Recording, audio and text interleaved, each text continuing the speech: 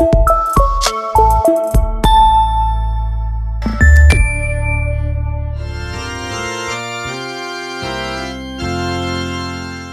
mofinaina isan'andro atolotry ny mpitandrina rakotina valina maoly.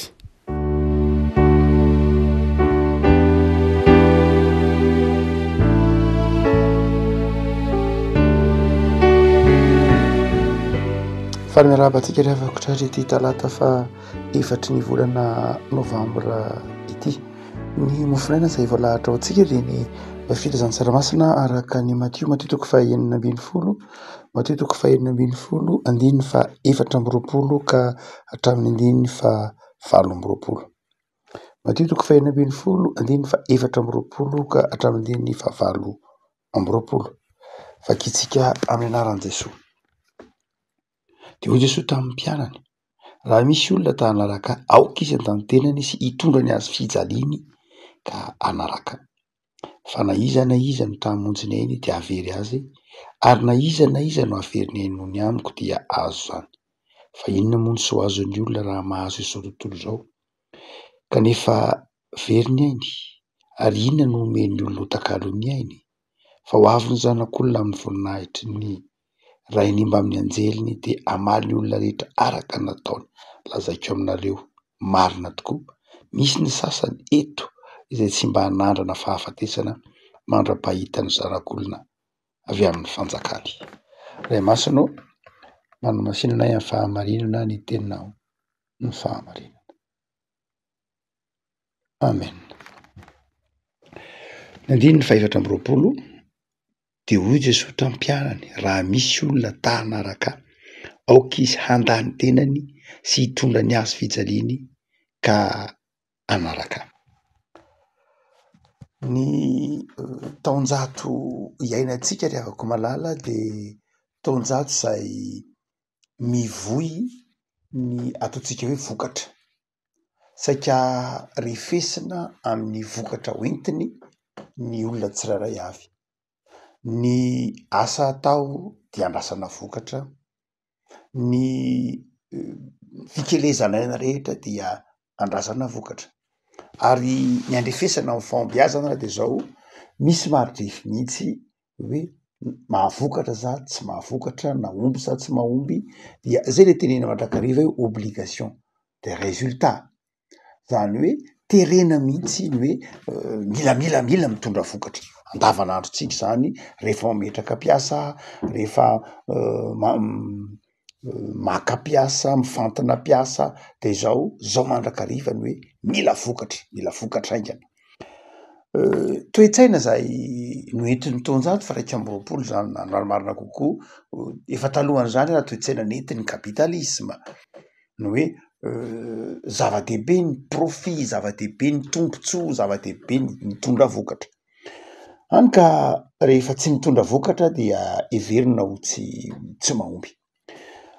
Tsy dia hoe tsy ara-tsoratra masina aloatra koa zany, fa Jesosy mihitsy dia manafatra koa manao hoe mila mitondra vokatra ianareo, mila mamoy ianareo. Dia antsika amin'ny Jaona 10:10, ny sampana izay tsy mamoy, ny sampana izay tsy mitondra vokatra dia tapahina. Tsaroantsika tsara ny aviavy tany Betania.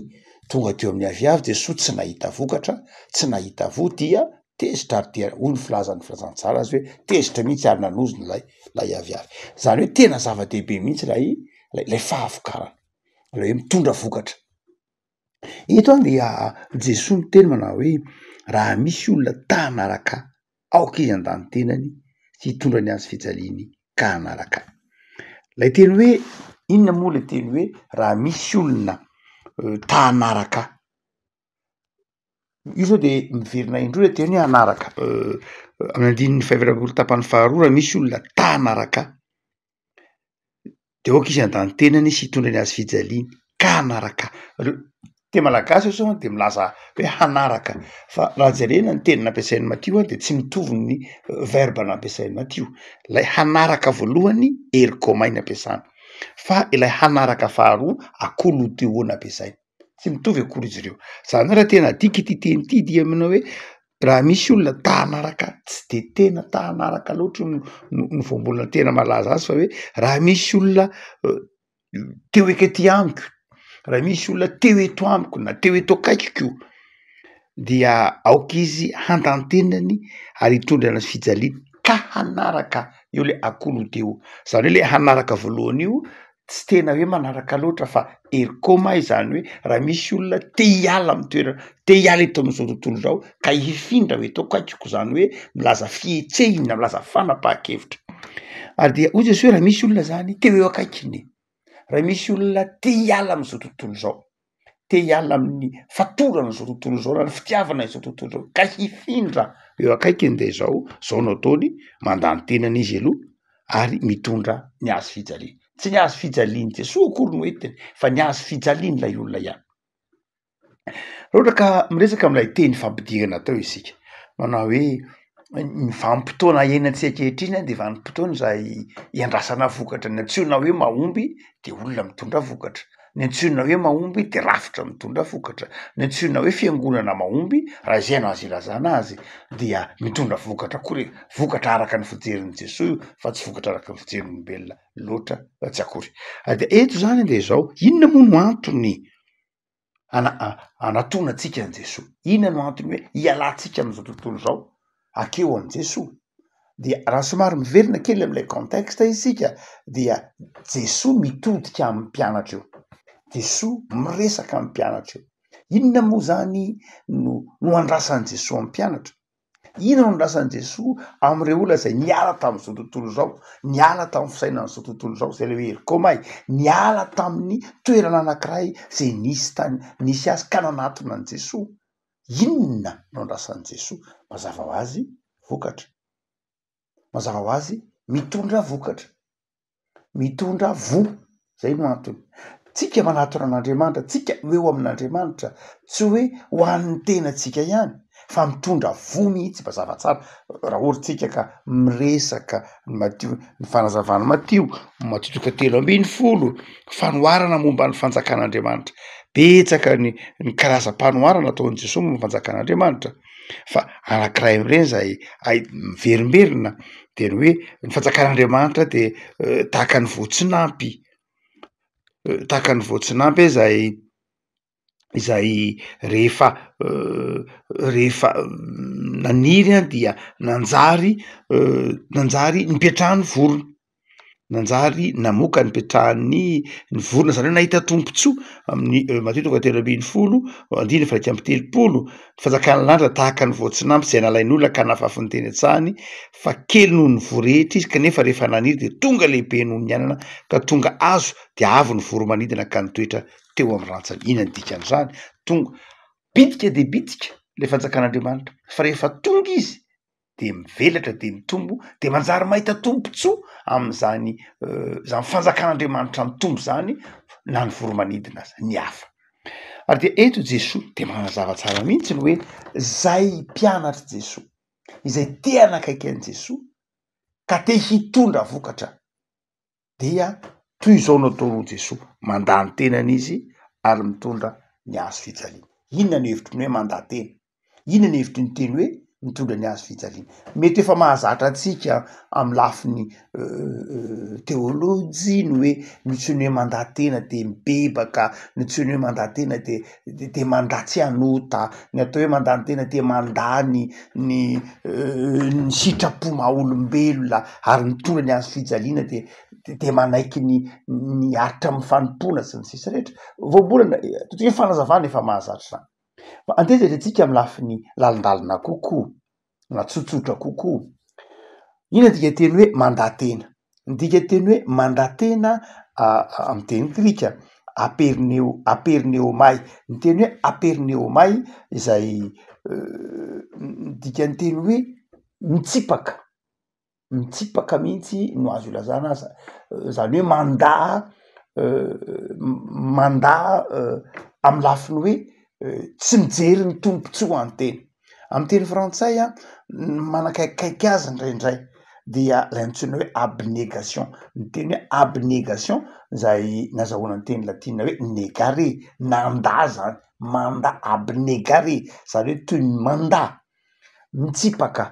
Dika zany de ny hoe ny teny hoe mandan-tena eto dia milaza hoe misy zavatra misy tompontsoa manokana na misy zavatra zay tsy eritreretanao ny tenanao mihitsy fa nieritreretana ny hafa. Raha miteny zany Jesosy hoe mandany tena de zao eo le hoe fieritreretana ny hafa, eo koa le hoe tsy ny tena tsy ny tompontsoan'ny tena, tsy ny filan'ny tena, tsy ny fanirin'ny tena, tsy ny tanjon'ny tena ny zava-dehibe fa ny fanjakan'Andriamanitra, ny sitrapon'Andriamanitra na ny hafa. Ary dia inona ny dikan'izany? Ny dikan'izany de zao lafin'ny quantité na fahavokarana be. Ny mpianatra na ny fiangonana mahavokatra be de zao tsy maintsy olona na tsy maintsy mpino na fiangonana mandatena. Zay lay Aperneomai, vokatra be dehibe. Raha ohatra ka tiatsika ny ahavokatra be dehibe de zao tsy maintsy mandatena isika, tsy maintsy ilana fandavatena. Zay lay ambaran'i Jesosy eto hoe raha misy olona niala tamin'izao tontolo zao ka nakeo amiko, raha misy olona nanona ny antsoko ka tonga ho mpianatra ka te havokatra be izy de zao mandatena izy. Na ny marimarina kokoa mba hahatonga anao ahavokatra be amin'ny asa fanompoana, mba hahatonga anao ahavokatra be amin'ny andro zay niantsoana anao de zao mila mandatena ianao. Ary io marina na amin'ny toeram-piasana aza. Raha ohatra ka misy mpiasa alainao miara-miasa aminao, raha ohatra ka misy orinasa tantaninao, raha ohatra ka misy fikambanana hoentinao, raha misy ankohonana eo ambany fifezanao de zao raha tianao ny ahavokatra be de zao tsy maintsy misy fandavatena. Tsy misy vokatra, tsy misy resultat raha tsisy fandavatena. Raha ohatra ka samy mifandrombaka teo amin'ny fitiavatena daholo ny olona rehetra ao anatin'ny toeram-piasana, raha samy tia tena daholo ny olona anatin'ny toeram-piasana, samy tia tena daholo ny olona anatin'ny firenena, samy tia tena daholo ny olona anatin'ny fiarahamonina de zao tsy misy resultat, tsy misy vokatra. Tsy miteraka fahavokarana sy fitombona mihitsy ny fitiavatena. Ny fitiavatena de zao tsy miteraka croissance, tsy miteraka fitombona mihitsy ny fitiavatena, tsy miteraka fahavokarana be zany ho an'ny tombontsoa iombonana. Fa ny fandavatenan'ny tsirairay, zay lay tenentsika tao hoe Aperneomai, lay fandavatenan'ny tsirairay miaraka no mahatonga fahavokarana be. Inona dika zany ry afaka malala? Ho tsika manao hoe inona ny andrasan'i Jesosy amin'ny fiangonana? Inona ny andrasan'i Jesosy amiko sy aminao? Fahavokarana be, ny ahavokatra be. Ary mahavokatra be isika rehefa mandatena, manana fandavatena. Tsaroantsika tsara, afaka mamerina mahatsiaro tsika lay fanoharana nataon'i Jesosy hoe nivoaka ny mpamafy dia nisy voafafy teny amin'ny tany tsara. Ary rehefa voafafy teny amin'ny tany tsara izy de zao namoa be avy namoa enimpolo eny, zato eny, lay tany tsara. Inona lay tany tsara? Lay tany tsara de zao nanome tsara tao aminy ho an'lay vonafafy.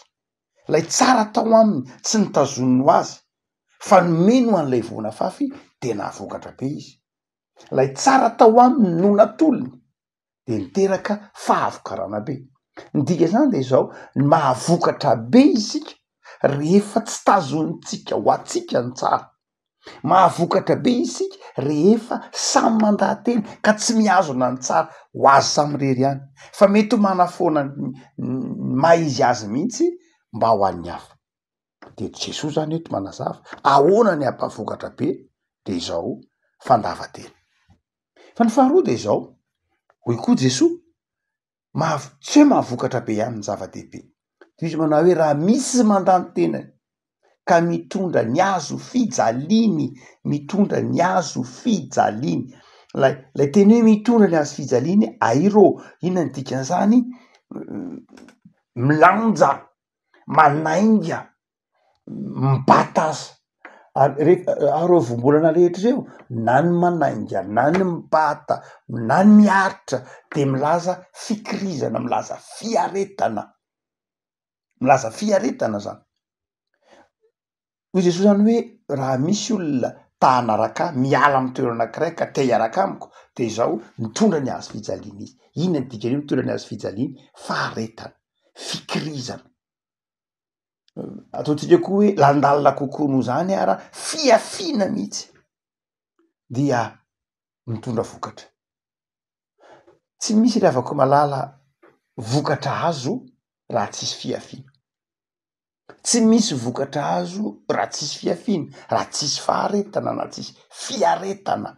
Ary zay ny mahatonga hitantsika ny tenin'ny Jakoba mampianatra any mihitsy ny epistelin'ny Jakoba manao hoe aza manam-pony mininona, ny tantsaha ozy de zao, ny mpamafy ozy de zao, mandeha miaritra izy, mifo maraina izy miaritra izy, mamafy ny fo tahaka zany, tahaka ny mpamboly ozy.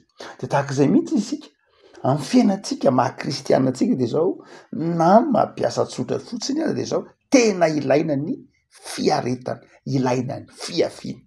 Jesosy zany miteny tamin'ny mpianatra manao hoe zava-dehibe ny fiaretanareo. Ny dikan'le teny hoe mitondra ny hazo fijaliana zany de zao vonona ny aritra de mitondra vokatra tsara.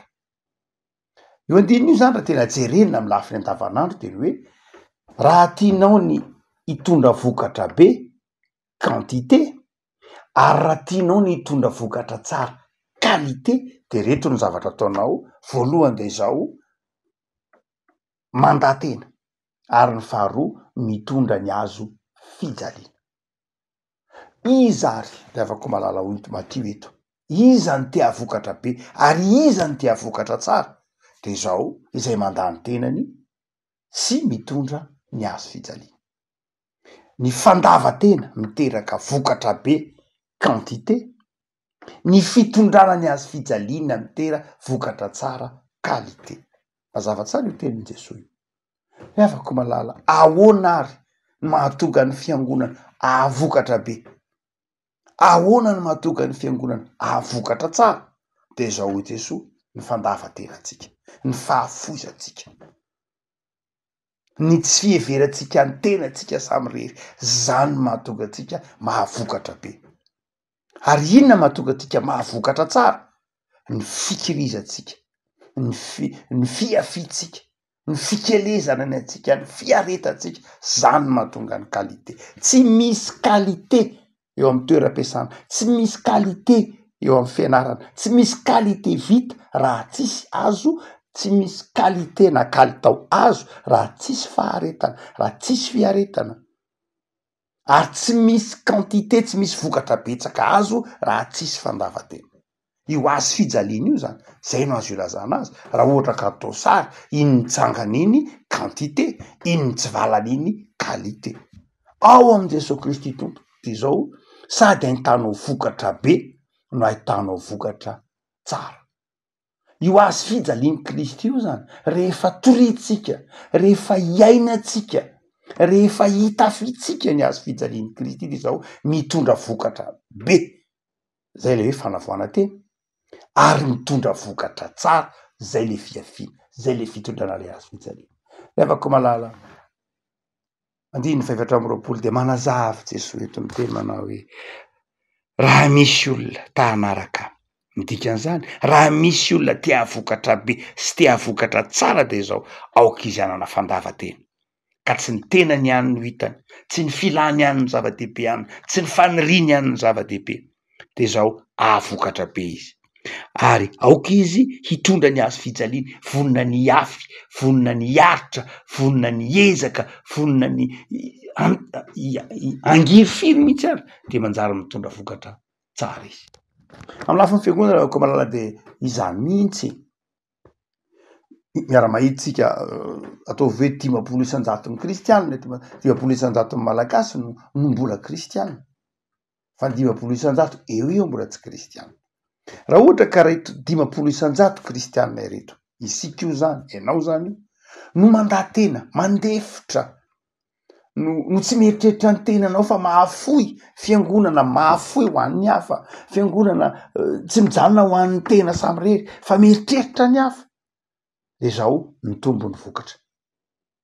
Ary raha ohatra ka kristianina tsirairay vonona ny afy amin'ny fitoriana filazantsara, vonona ny aritra sy amin'ny fianjona vavolombelona, de zao manana kristianina mitoetra tsara amin'ny finoana. Afaka malala zava-dehibe ary amin'ny fiainan'ny fiangonana amin'ny fitoriana filazantsara, fiangonana mahavokatra be ary fiangonana mahavokatra tsara. Tsy hoe be fotsiny ka be nahoana, kristianina sanatry be nahoana ve ngamba tsy misy zany fa tenen'ny Paoly any hoe mety hitombona ihany zany hoe kristianina mionona amin'ny abidi-pampianarana fotsiny ihany zany hoe tsy lasa lalina amin'ny finoana tsy ampy lay kalitao na koa hoe fiangonana nampino kalitao fotsiny ihany fa dia vitsy anisy eo anivon'ny fiarahamonina fa izao tena azon'ny kristianina atao tsara, azon'ny fiangonana atao tsara, azontsika atao tsara ny mamokatra be sy mamokatra tsara. Le afaka lao ery ara amin'ny tontolo andronao anio tia vokatra be sy tia vokatra tsara ianao manana fandavan-tena ary manana fiafina sy fikirizana. Vavakisika tompo misaotra anao zahay fa omenao anay ny fanalahidin'ny fahombiazana tsy amin'ny ara-panahy ihany fa amin'ny fiainanay andavanandro mihitsy. Tianao ny ahavokatra be eo amin'ny fiainanay, tianao ny ahavokatra tsara eo amin'ny fiainanay, dia ianao mihitsy no nanome modely maty amin'ny hazo fijaliana. Ianao mihitsy no nisolo anay teo amin'ny hazo fijaliana ka namono ny fitiavan-tena taty anatinay ary namono ny fahalainana sy ny akamoana teo amin'ny hazo fijaliana. Dia manafatra anay ianao ho an'izay te hamokatra be, ho an'izay te hamokatra tsara, ho an'izay te hitondra vo betsaka, ho an'izay te hitondra vo tsara ka manatona anao dia tao aminao hanana fandava-tena, tao aminao hanana fanafoana-tena, tao aminao hiaritra, tao aminao hiafy amin'ny fanarahana anao. Tompo dia tahiny tontolo andronay anio aoka ho vinam-piainanay, aoka tsy hijanona faniriana ihany aty anatinay ny ahavokatra be sy ny ahavokatra tsara fa tario amin'ny fanahinao masina izay mba hanana fanetretena ahavokaranay be, tario amin'ny fanahinao masina izay hanana faharetana mba ahavokaranay tsara. Da io ary tontolo andronay anio tompo ho tontolo andro ahitanay fiadanam-po sy fifaliana, ho tontolo andro izay ahitanao vo tsara sy vo be eo amin'ny fiainanay satria efa niantso anay ianao ary efa nividy anay. Tefeo kosa ny fiarahamonina misy anay tompo mba ho tia zavatra tsara, tefeo ny fiarahamonina misy anay ho tia zavatra mendrika ary ahavokatra be amin'izay rehetra atao. Dia aoka hanapaka tompony mandrakariva ny fiadananao Jesosy. Amen.